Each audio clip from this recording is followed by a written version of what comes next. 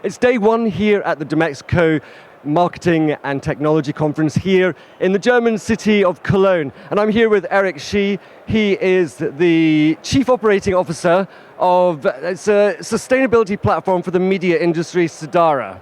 Well, welcome to Germany. I understand you just arrived late last night, so apologies for that. Talking about arriving, it's a major issue for big companies trying to meet their regenerative targets when you talk about climate change. I mean, how big an ask is it really of the corporate world when there are so many other things they need to be thinking about? Yeah, so I think it's a big ask for some companies that aren't aware of the problem, right? Is anyone not aware of the problem? There are many companies not aware of the problem, but it also depends on the region of the world you're talking about, right?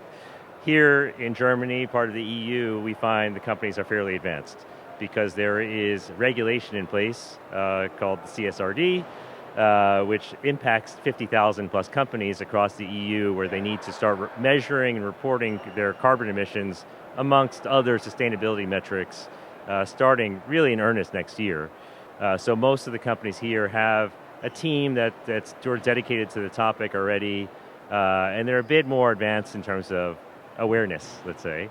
But if I talk about the US, right, where I'm based, a lot of companies aren't aware of the challenges. They don't have regulation in place, so it is more of an education process. But there are obviously many people in the organizations that care about sustainability, so there is interest in the topic, which obviously helps in pushing the topic forward. Well, we talk about making people aware, and this is the media industry. Awareness should be quite easy for companies. So what's the challenge for companies like yours in trying to get that message across, get that awareness wider known?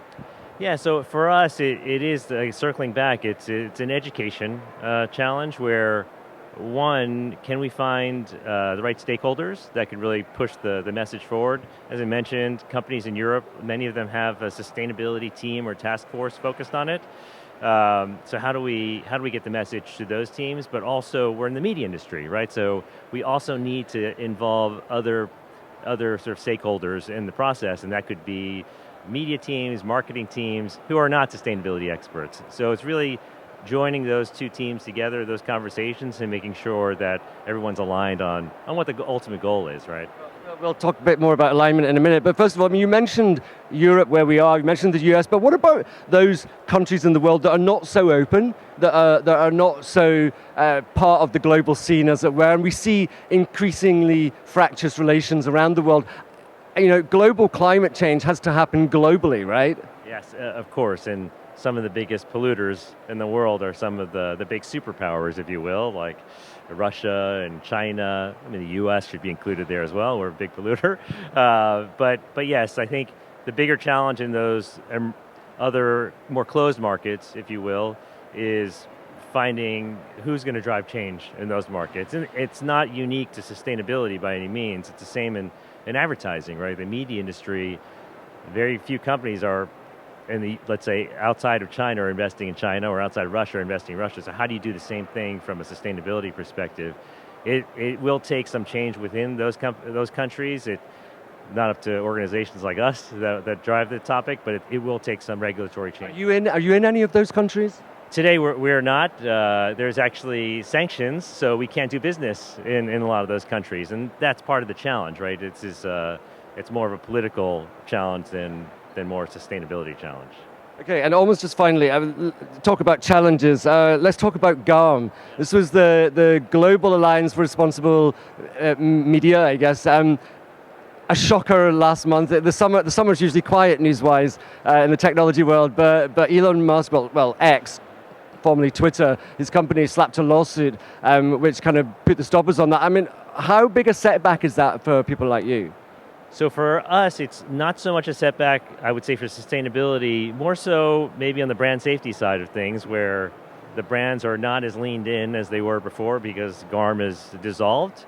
But the benefit on the sustainability side is, if you think about the global media sustainability framework that GARM introduced, it was actually a joint introduction between GARM and AdNet0, a separate organization. So AdNet0 has taken over that framework and continues to drive the momentum on standardization, which is already released for a big chunk of the framework itself. We're still in those working groups, And we still see brands and agencies leaning on the topic. Just because GARM is no longer there, it doesn't mean that the topic has gone away. There's still regulation in place in Europe, as I mentioned, so nothing changes ultimately for companies. Okay, look, just finally, we're in a very sort of technologically advanced building here, but you're a confirmed nature lover.